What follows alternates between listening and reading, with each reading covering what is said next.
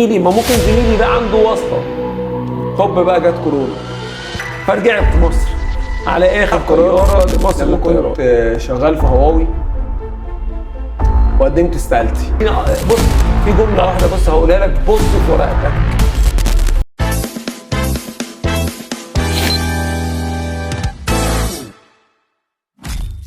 اهلا بيكم في حلقه جديده من تيك زون. للي ما يعرفنيش انا محمد زين، كونتنت كرييتور وديتا اناليست، وهتخرج من جامعه تكنولوجيه قريب. في البرنامج ده احنا بنتكلم عن التكنولوجيا والنجاح والبيزنس واي حاجه تخص التراك الهندسي والجامعات التكنولوجيه. معانا النهارده ضيف عزيز على قلبي وهو دكتوري واستاذي دكتور احمد فوزي. ازي حضرتك يا دكتور؟ ازيك يا حبايبي، اخبارك؟ الحلقه دي بقى احنا جايين نتكلم عن النجاح. فللي مش عارف، يعني دكتور احمد فوزي هو من اكتر الناس اللي قصته ملهمه وعدى على مناصب كتير جدا، منها مناصب في نقابه المهندسين، منها انه كان تيم ليدر في هواوي، منها انه سافر بره 3 مرات، منها حاجات كتير جدا. فخلينا دكتور يعني نبدا من الاول خالص بقى. يعني حابب ان حضرتك تعرفني ايه هي المناصب اللي انت عديت عليها من ساعه ما اتخرجت لحد دلوقتي. والله مش عايز اقول كلمه مناصب بص الحياه دي كلها حياه ابسط من كده، انا مش عايز اذكرها بالمنظر ده، لكن ممكن نقول نخليها ايه، هي خطوات وربنا كلم بعضها بالنجاح، وربنا برضو لم يوفق في بعض الاحوال لشيء احسن نتخزن عنده. يعني هي ممكن نقول كده احسن. خلينا نقول جوبس مثلا. ماشي. ايه الوظائف اللي انت اشتغلت والله فيها؟ والله انا اول ما اتخرجت سنه 2008 من هندسه الاتصالات والالكترونيات جامعه حلوان. اتخرجت كطالب متميز، بحب المذاكرة وبحب الاجتهاد وبحب اشتغل على نفسي. اشتغلت في الاول كمعيد، ابتديت سجلت ماجستير، واثناء وانا شغال كمعيد كان لقيت فرصة في شركة الكان، وبعد كده قعدت فيها فترة. المشروع كان انتهى، فاخدوا كل الموظفين اللي في شركة الكان دي كلها نقلوهم لشركة هواوي، وابتدت بقى شركة هواوي اشتغلت فيها فترة. قعدت في شركة هواوي حوالي 2-3 تنقلت من بعض التيمز، اشتغلت فيها فترة، وبعد كده خلصت هواوي، رجعت كنت قربت من الدكتوراه، تعينت في معهد بحوث الالكترونيات، خدت الدكتوراه. يعني انا بحكي لك سريعا، يعني طبعا كل الكلام ده كان فيه عقبات بقى، وانت بتاخد الدكتوراه وانت في الشركه في عقبات، وانت يعني دايما بيبقى فيه عقبات. بعد كده كان عندي لا ده انا نفسي اعمل حاجه تانية، فابتديت ادور ازاي اقدر اشتغل في قطاع اللي انا درسته واللي انا شفته في الدكتوراه. فابتديت ادور على بوست دوك، فربنا الهمني. يعني ممكن احكي لكم الحكايه دي، انت ممكن ما تصدقهاش بس السعي موجود. كنت بحضر مؤتمر في سنغافوره، في من اهم المؤتمرات العلميه اللي موجوده، وكانت من اهم الجامعات اللي بتشتغل في مجال صناعه النانو الكترونكس. وانا بحضر المؤتمر دخلت التويليت كاي حاجه خالص في جوه الجامعه، كان المؤتمر جوه جامعه، وكنت اول مره اتصدم ان الجامعه بدون اسوار وبدون حاجه، جامعه كأنها فيها غابه فيها بتاع. فانا اصلا لما نزلت في محطه مترو في الجامعه بسال فين الجامعه، يقولوا احنا في الجامعه. انا مش فاهم، انا مستني ادور بقى على بوابه واخش منها ويقولوا لي فين الكارنيه او فين الدعوه فما لقيت المترو بينزل جوه الجامعه، فدخلت مش لاقي حد خالص، لقيت واحد تركي انا فاكر حتى كان عضو في المؤتمر ده، فبقول له انا جاي احضر المؤتمر الفلاني، طب تعالى معايا. رحت معاه. بعدين وانا داخل في التويليت كان عندي نفسي اشتغل بوست دوك في الجامعه دي، فانا داخل لقيت حد صغير في السن جدا، فبقول له ايه ده حضرتك طالب؟ فضحك. فقلت له يعني ايه مثلا جرادويت يعني متخرج؟ لا. طب انت ماستر؟ لا. طب PhD؟ لا. طب انت حضرتك ايه؟ قال لي انا بروفيسور وشغال في جامعه في الصين بتصنع المايكرو سبيكرز والمايكروفونز الموبايلات الصينيه وكده يعني. فبالصدفه طيب يلا بينا، رحت معاه. طب انا ابعت لك، طب ممكن ابعت. كان معايا كمان بالصدفه، كان وانا رايح انا عندي هدف ان انا اروح، قلت له انا معايا CV. قال لي الورق بيضيع مني، ابعته لي. اداني البيزنس كارد بتاعه.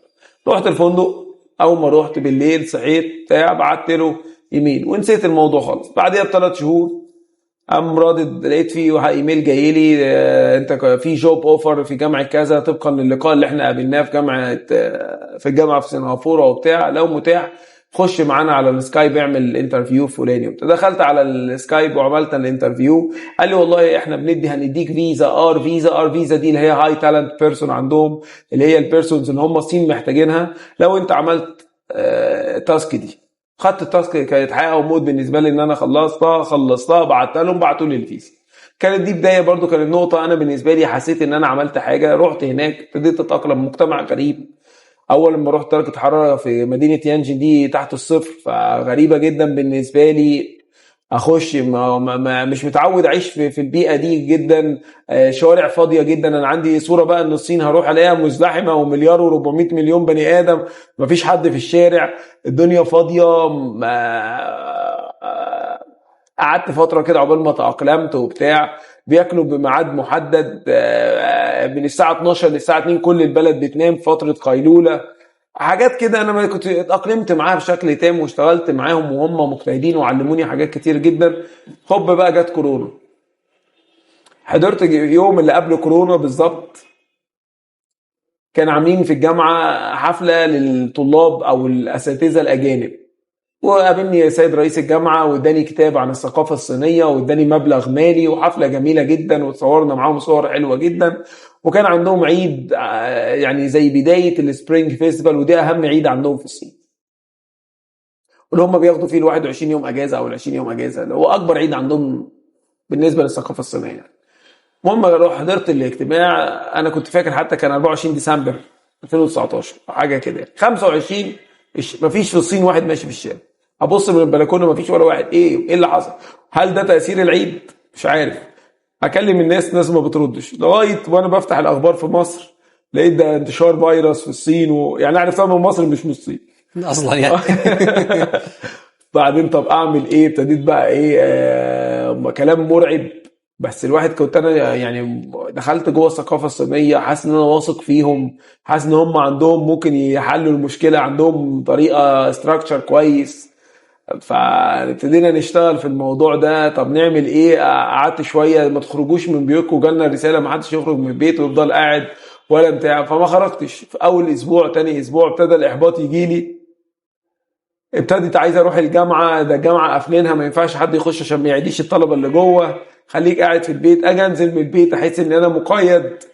ابتديت اخاف شويه. ابتديت حسيت ان الطيران ابتدى يقول ده انا مش هاخد اخر رحلات ليا في شهر فبراير. فحسيت ان الموضوع، فرجعت مصر على اخر طياره لمصر للطيران. رجعت طبعا زعلان، مش عارف اعمل ايه. هل استنى في مصر لغايه اما الموضوع يتحل، ولا هل ارجع شغلي في معهد بحوث الالكترونيات؟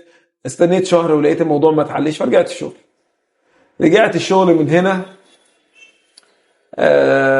ابتديت قلت خلاص استغل بقى الجزء اللي انت اتعلمته ده معاهم، بان انت تعمل ابليكيشن او تعمل حاجه تساعد الناس ازاي تقدر. كان ساعتها حصل موقف غريب جدا قبل ما انزل بالظبط، وده خلى ليه تاثير ايجابي عليا.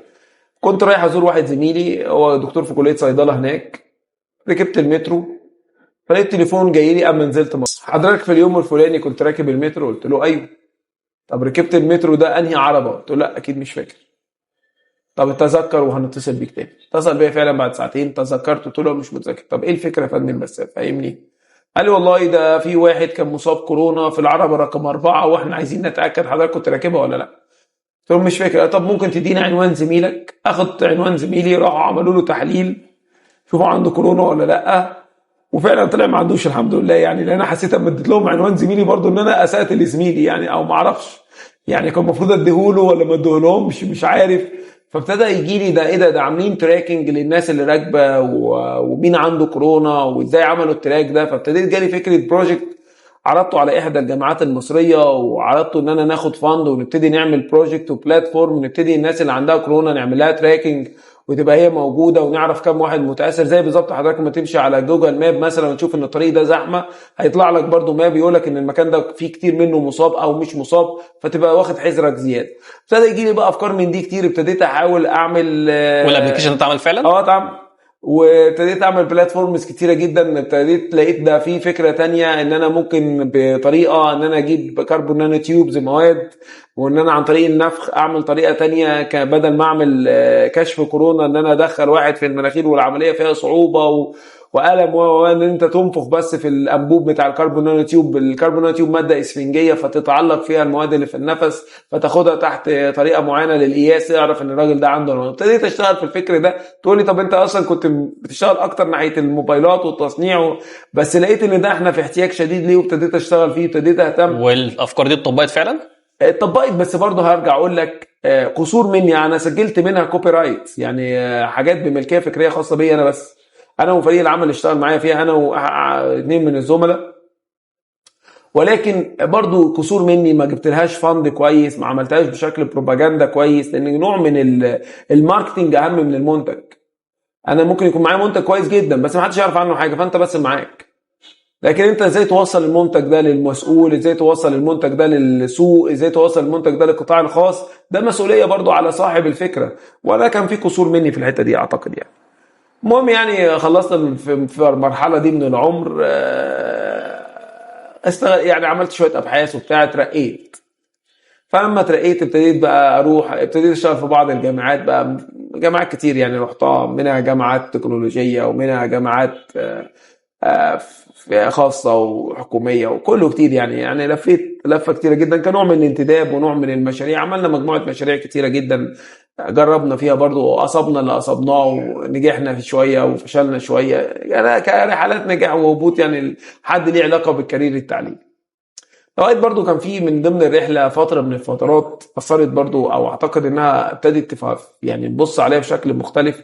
كان ان احنا اشتغلت فتره في صندوق الاي اس اف او الانوفيتور سبورت فاند، وان ازاي الصندوق ده كان مبني على فكره دعم المبتكرين ودعم النوابغ، وازاي نوفر لهم حاضنه او نحتضنهم، وازاي نوفر لهم. الحته دي اثرت فيا انا خصوصا. كان في دكتورنا وحد عزيز عليا دكتور ماجد غنيمه ابتدى يوصل لي فكر ازاي نقدر نوفر له، وازاي نقدر ننفذ البروجرام بتاعنا. عملنا كذا اكشن وكذا بروجرام.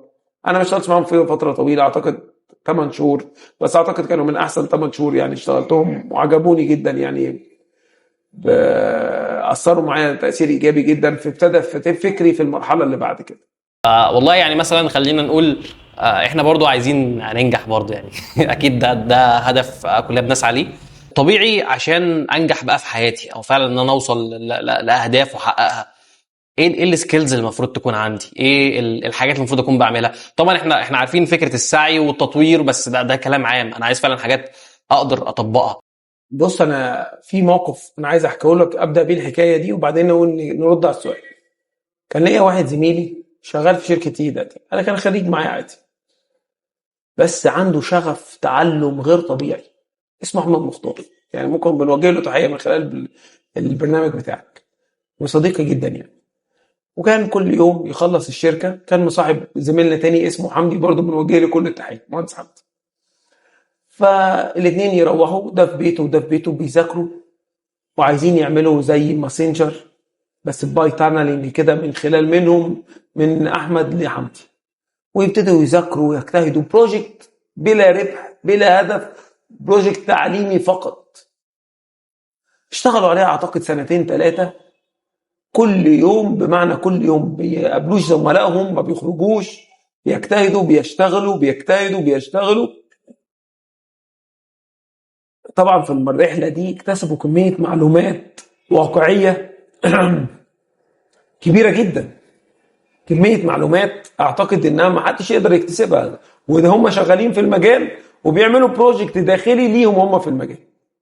لو جيت تسالني دلوقتي ده مكانه فين وده مكانه فين، اقول لك ده شغال في اكبر شركه انترناشونال في العالم في مجال النتورك، وحمدي شغال برضو مدير يعتبر اقليمي هنا في شركه في مصر. ده السعي ده نتيجته. انا قاعد ساعتين حارم نفسي من بعض لذات الناس كلها شايفاها، اللي بيتفرج على ماتش واللي بيخرج واللي بيلعب، وانا بذاكر وبجتهد. وده اللي ربنا قال عليه، ان انا بسعى فبلاقي. مش شرط الاقيه في الوقت الحالي، مش شرط الاقيه تحت رجلي، لكن ممكن الاقيه كمان سنه، كمان سنتين، كمان 5. ممكن الاقيه في طريقه تفكيري، ممكن الاقيه في اي شكل من الاشكال. فده اللي انا بقوله، ان انا دلوقتي حضرتك اتخرجت، انا حاطط تارجت ومش شايف غيره. لكن ما اشوفش زميلي، ما ممكن زميلي ده عنده واسطه شغلته في شركه احسن مني، بس هل هيستمر؟ ماليش دعوه بيه. انا خليني بص، في جمله واحده بس هقولها لك، بص في ورقتك.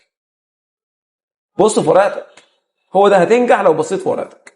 هو النمر لما بيجري ورا غزاله مين اسرع في فيزيكال؟ الغزاله، لكن بتقع عليه عشان بتبص عليه هو جابها ولا هيجيبها ولا مش هيجيبها. من هنا من اول ما تبص عليه تبتدي تتعثر في الحركات، تبتدي تتجاري. لكن مين كان هيقلك اكشوالي لو هي جريت من غير ما تبص خالص ما حدش كان يقدر يجيبها. هو ده اللي احنا بنقوله، بص في ورقتك. لو بصيت في ورقتك، بص في ورقتك بقى بطريقتك، اتعلم واجتهد واشتغل واحسن النية مع الناس وتعامل معهم بسلوك طيب وحبهم وقدم لهم كل اللي تقدر تقدمه لهم. هتلاقي ده كله بيعود لك بقى. احتجت من ده الفترة الأولى في الحياة احنا بنبني علاقة طيبة ما بيننا وما بين، تلاقي ده راح في شركة فابتدى يجيب زميله الطيب اللي هو بيستند عليه في حاجات كتير قوي وما كانش بياخد منه حاجة وما كانش بيضايقه في حاجة. ده راح في اتجاه تاني معين ابتدى يعني انا افتكر اول مكان اروح اشتغل فيه هواوي ده مثلا، قبليها كنت شغال في شركة الكان. الشركة دي أنا رحتها عشان زميلي كان بيحبني أو بتاع وكان في علاقة طيبة ما بيننا وكان بيطلب مني أي حاجة كنت بنفذها له.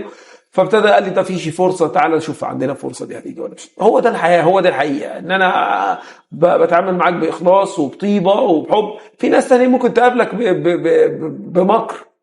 ندعي بقى ربنا ان ربنا يسلمنا منهم ونخرج منهم من غير اي اذى وبنخلص لهم، يعني برضو بنتمنى لهم الخير لو فيما هم يعملوه، لكن بنستمر في طريقنا.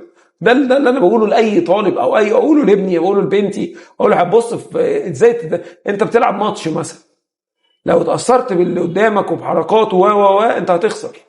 لكن لو عازل نفسك، كل ابطال العالم تلاقيهم عاملين لنفسهم انفايرمنت قبل ما يخشوا المباراه في اي لعبه من الالعاب، هو عازل نفسه عن الحياه. فكلمة النجاح بصوا في ورقتك. حلوة دي احنا ممكن يعني شعار الحلقة يا جماعة النهاردة، بص في ورقتك، بص في ورقتك عشان تنجح. ده حقيقة. ما تبصش في ورقة زميلك وتغش عشان كده مش هتنجح. مش بص في ورقة زميلك بقى، ما تبصش على زميلك، ما تقولش ده جاله فرصة أحسن، ده بيقبض قد 5 مرات، ده بيشتغل 8 ساعات وبيقبض أكتر، فرصته جات له كده، قول الحمد لله واجتهد. واللي جاي لك ما تعرفش هل هيستمر، نتمنى له الخير ان هو يستمر، لكن انت اشتغل اكتر، اجتهد اكتر، ذاكر اكتر. يعني هنا ممكن نحصر الموضوع ده كله في حتة التركيز، ان الانسان يعزل نفسه ويبقى مركز فعلا على التارجت اللي حققه ده، ويبقى مرن ده اهم حاجة، لان انت ما يجيلكش صدمة تكتئب. كل ما مرونتك تزيد كل ما نجاحك يزيد. كل ما انت تبقى حساس قوي، ممكن تكون انت بريء فعلا حساس، ممكن تتصدم. زي ما بقول لك في بعض المواقف اتذكرها، كنت شغال في شركة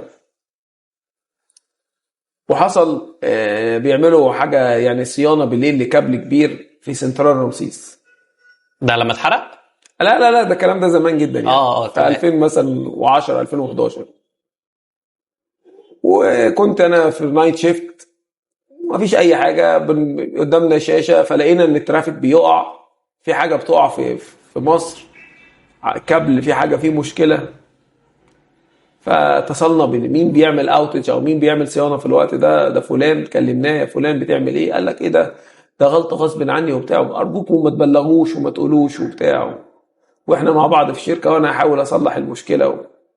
كحد طيب او حد عادي يقول ماشي، مع ان في الواقع ده كان مفروض يتم اكشنز معينه، ان انت تبعت رساله لرؤسائك تبلغ ان كان حصل عطل كبير او وبس. انتهى الشفت الصبح الساعه 8 الصبح، روحنا فوجئنا ان هو مبلغ ان حصل قطع، فاللوم كله يقع على مين؟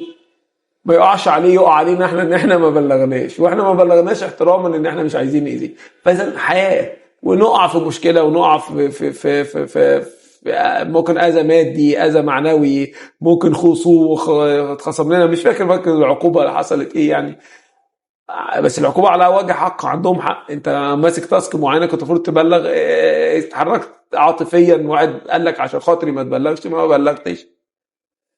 فالقصص دي انا عايز اقول في النهايه يعني انت بتتعامل بنيتك، بس برضو لازم تبقى حذر شويه، تبقى باصص على الموضوع، لان المجتمع، انا ممكن واحد زي ده اتعاملت بسلامه نيه وبطيبه، ان انت قلت لي ما تبلغش، ما بلغتش بحكم ان انت قلت هحاول ومش عارف ايه عشان ما يحصليش مشكله وما بصيتلهاش من التاثير التاني ان المفروض يعني في جزء تتبع اداء فمين الغلطه؟ لا الغلطه عندي مش عنده. بس انا غلطت ما غلطتش. فالحته دي ممكن لو واحد سنسيتيف ما يكملش او يتضايق او يتاثر او انا عملت ايه عشان يتخصم لي. وفعلا انا ما عملتش حاجه عشان يتخصم لي، بس يعني خالفت التعليمات وخلاص. فلازم ترضى بقى هنا وتبقى عادي مرن بقى. هنا بنتكلم في المرونه، ان انت يحصل لك اذى اتعلمت درس بس ما اثرتش على ادائك ولا على فكرك ولا على تركيزك ولا على اتجاهك. هو ده اللي انا هي دي المرونه اللي انا بقول عليها. طيب دلوقتي يا دكتور عندي سؤال مهم جدا. ايه الفرق بين طريقه تفكير الشخص الناجح والشخص الفاشل؟ خلينا نقول ان الشخص الناجح ده عنده كذا ميزه. التعلم من الاخطاء ده رقم حاجه. اول حاجه ان انت بتغلط غلط، لكن لو انت وقعت في غلط وقعت تاني في نفس الغلط لا يلدغ المؤمن من جحر مرتين. يعني انت لازم حتى صفه المؤمن ان هو يبقى عنده كياسه. فانت ازاي انت وقعت في مشكله وما اتعلمتش منها؟ مع عدم تعليمك منها يبقى انت ما فيش، يبقى انت اي درس هتقع فيه مش هتتعلم. يبقى اهم حاجه وعيك. انت بتقع في بتمشي في طريق بتلاقي فيه غلط، ده نجاح. ان انت مشيت في الطريق ده عرفت ان الطريق ده مقفول فجرب واحد تاني خالص. فاذا التعلم بقى وان انت صبرك ومرونتك وان انت تتعلم من خبراتك وتاخد دروس مستفاده وطريقتك مع الناس. ما انا ممكن اكون اتعامل معاك بطريقه تنفرك مني، ممكن اتعامل معاك بطريقه تحببك فيا. فكل ده سبل لطرق. ان مفيش حد ناجح هتلاقيه متعالي مثلا الا قليل يعني. بس يعني او نجاحه مش هيبقى نجاح دائم او مستمر. لازم النجاح بالذات الناس اللي ليها علاقه بالعلم او بالتعليم او هتلاقي نجاحهم دايما في طيبه، في تواضع، لازم تبقى انت قريب عشان تشوف ايه. يعني لو انا مثلا بعمل تاسك معينه او بعمل شغلانه معينه فانا بمر على الناس او بفهم الناس ده عنده ايه وده عنده ايه وده عشان افهم وعشان اقدر اصلح، عشان اقدر اصلح منظومه، عشان اقدر اعمل حاجه. لكن لو انا خدت موقف من كل حاجه الموضوع هيبوظ. لا خلينا بقى نرجع للجزء البيرسونال، وده سؤال بقى مهم جدا. هو ايه اصعب قرار اخدته في حياتك في كاريرك المهني؟ اصعب قرار لما كنت شغال في هواوي وقدمت استقالتي.